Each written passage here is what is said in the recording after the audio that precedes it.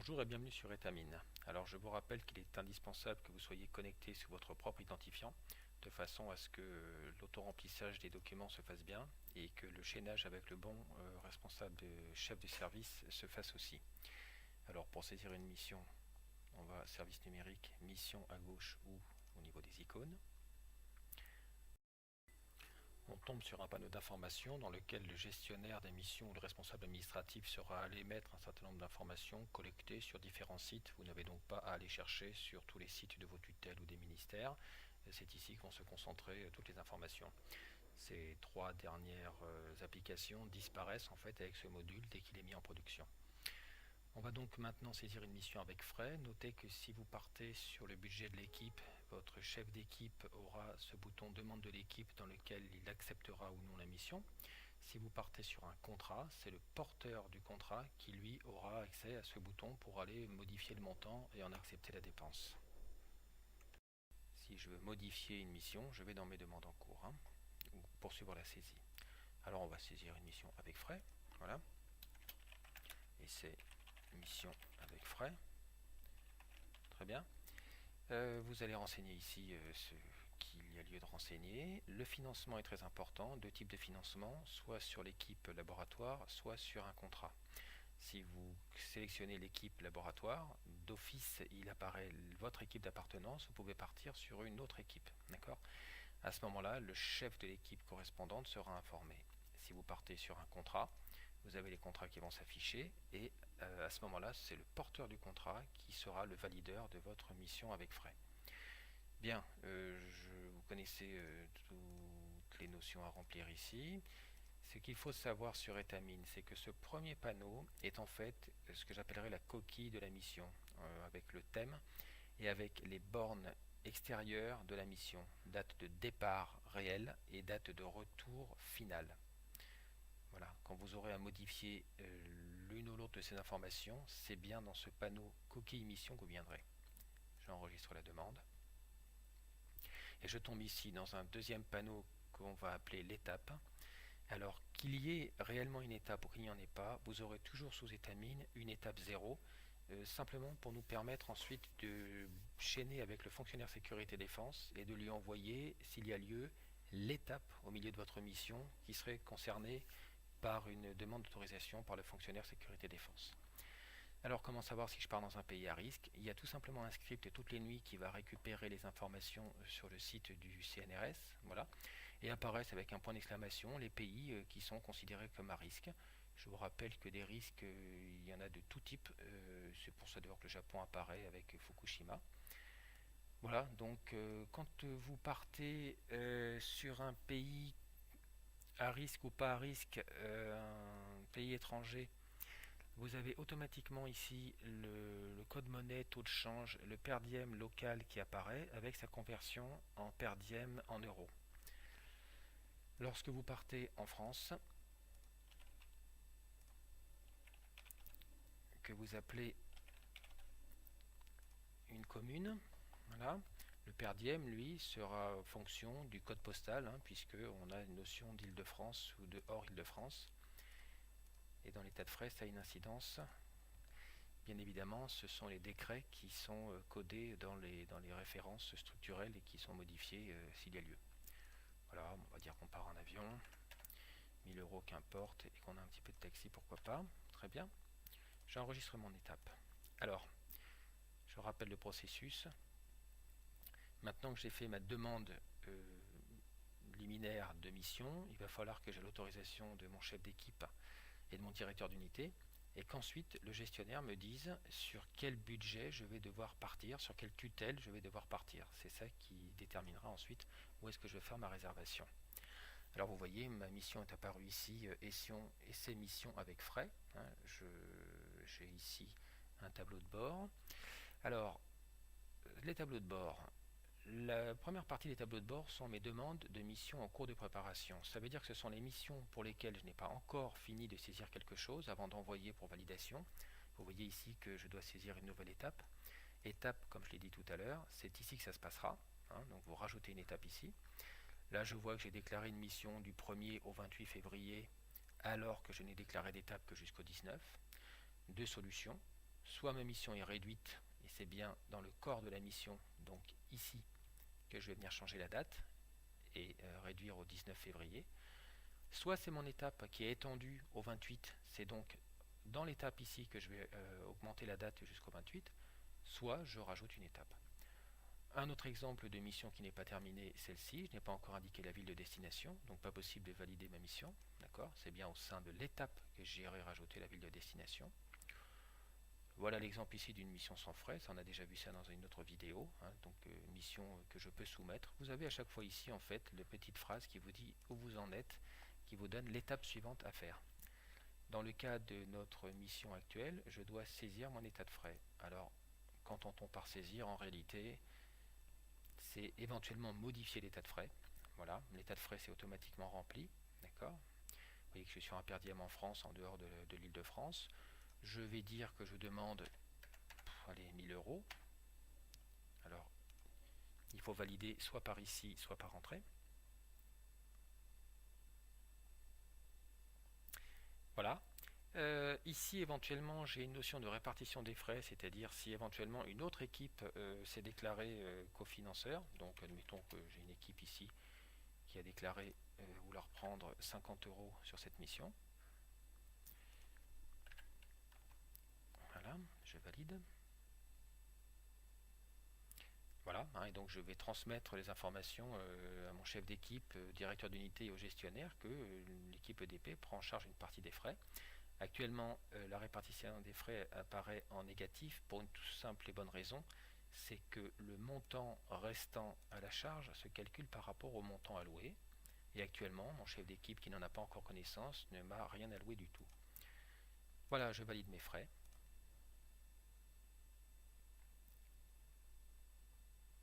Pour me laisser le temps éventuellement d'y revenir, le tableau, enfin la mission apparaît encore ici dans ce tableau. Et vous voyez que ici, mon état des frais est validé. Hein, vous avez ici la légende. L'état des frais est validé, la mission est prête à être soumise. Je vais soumettre ma mission à la signature des N+. Et on va voir que la mission a changé de panneau et qu'elle est maintenant descendue dans mes missions en cours de validation. Panneaux dans lesquels je puis suivre l'avancée administrative de mes missions sans avoir à téléphoner ou envoyer des mails pour demander où on en est. Alors, à chaque fois qu'il y a une étape importante comme ça de validation, on reçoit un mail nous précisant voilà, que ici j'ai validé une mission sur le portail. Voilà. Alors, positionnons-nous maintenant au niveau du chef d'équipe. Le chef d'équipe accède au même panneau, sauf que en tant que chef d'équipe, il a un bouton supplémentaire qui est demande de l'équipe. Là, ce sont ses propres missions qui apparaissent et il va avoir un filtre sur les missions exclusivement des membres de son équipe. Voilà, donc je vois que j'ai 2 missions à valider.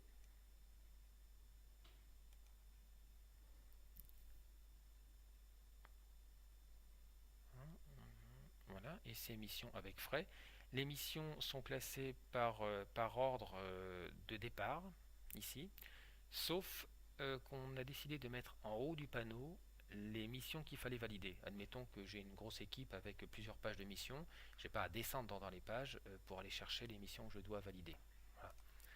Ça permet de travailler sur des tablettes ou sur des iPhones. Bon, ben, je vais lui accorder, admettons, 950 euros. Le petit bouton pourcentage qui apparaît à côté m'indique en fait qu'il y a eu une répartition par une autre équipe. Donc si je clique dessus, j'aurai le détail de la répartition qu'on a saisie tout à l'heure. Et je vais accepter la mission telle qu'elle.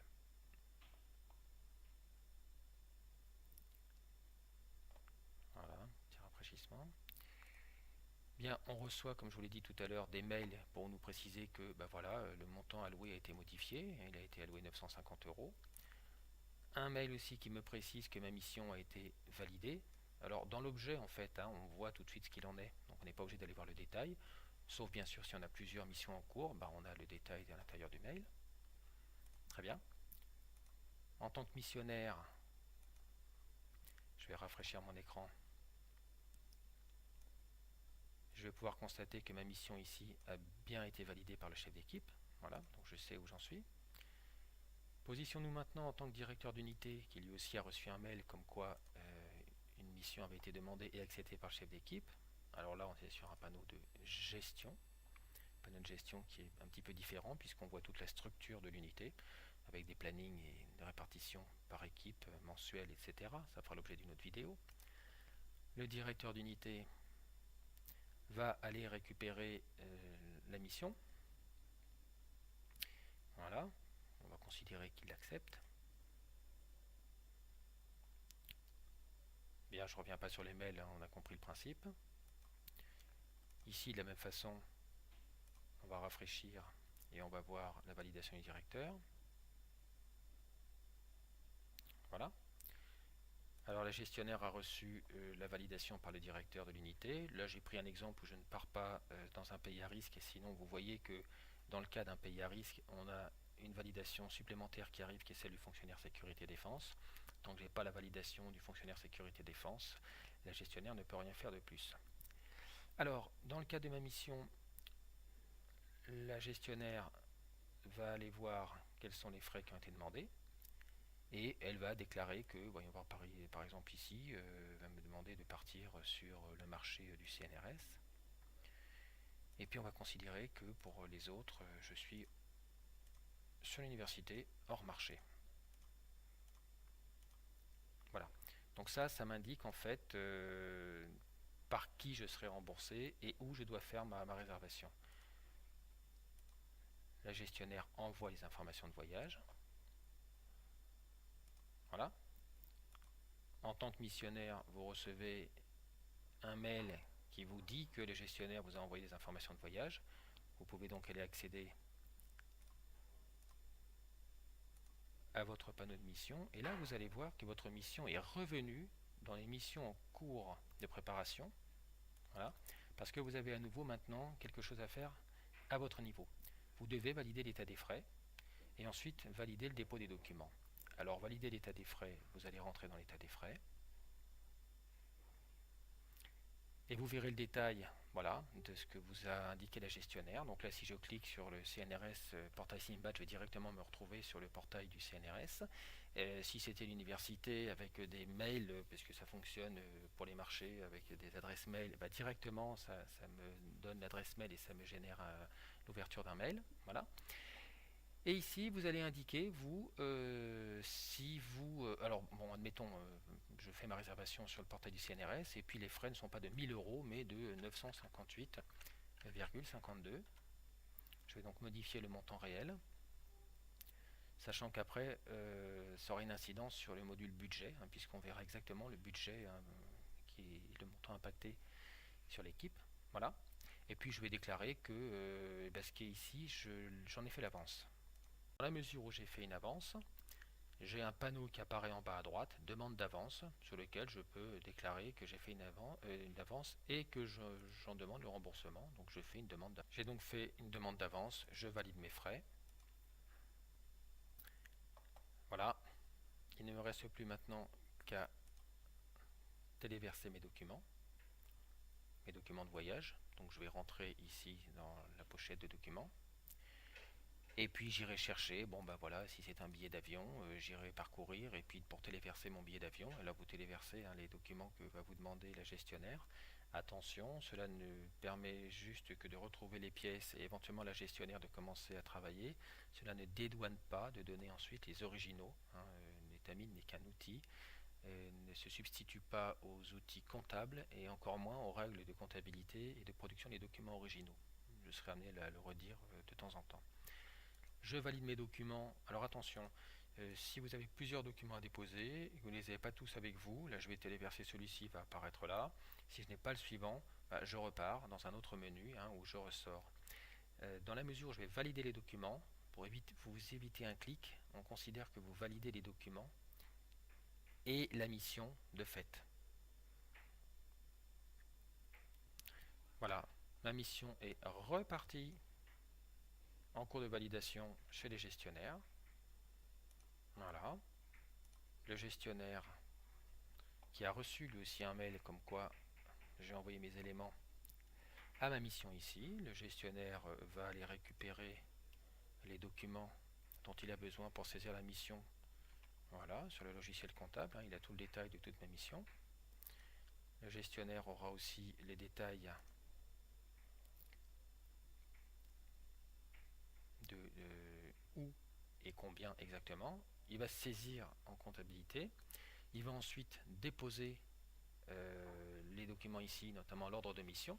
D'accord. Et puis s'il y a eu une intervention de fonctionnaire sécurité défense, et le document d'acceptation, voire de rejet du fonctionnaire sécurité défense. Et il va valider la mission.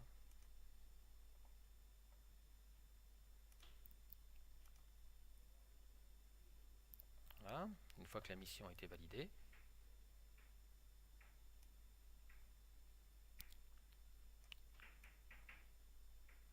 voilà, la mission est maintenant passée dans la troisième partie de mon tableau de bord qui sont mes missions en cours. Donc sauf annulation rétroactive du fonctionnaire sécurité défense d'un pays qui serait devenu à risque a posteriori, vous n'avez plus qu'à aller récupérer vos documents, c'est toujours marqué dans les mails que vous recevez, voilà, vous n'avez plus qu'à retirer l'ordre de mission original signé et vous n'avez plus qu'à partir. Voilà, je vous remercie de m'avoir suivi.